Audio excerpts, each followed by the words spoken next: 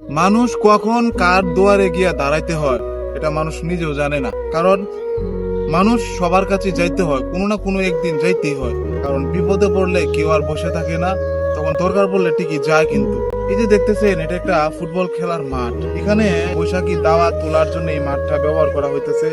ধান শুকানো থেকে শুরু করে খের শুকানো, বা এই যে এই পচা ধান ঝাড়া, এগুলো থেকে শুরু করে সব ধরনের কাজ কিন্তু এখানে করা হইতেছে।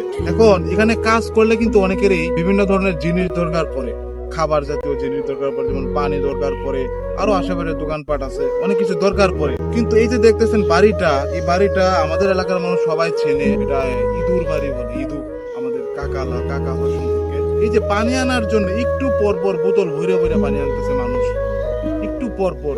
অথচ এই দরকার ছাড়া ওনার বাড়িতে আর কেউ যায় না, কোন খোঁজ খবর নেয় না, মরছে না, আছে না, বাঁচছে না, কিভাবে চলতেছে। মানে একদম নিতান্তই গরিব মানুষ, দিন আনে দিন খায়, খুব নিম্নবিত্ত মানুষ আর কি উনি একজন।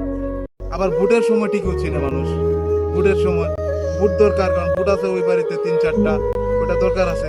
তাহলে এটাই বলতেছি যে কখন আল্লাহ তাআলা কার দুয়ারে নিয়ে ধার করায়, এটা কিন্তু মানে চিন্তার বিষয়। সুতরাং নিজেকে বেশি বড় মনে করবেন না, সব জায়গায় গিয়ে দাঁড়াতে হয় মানুষকে।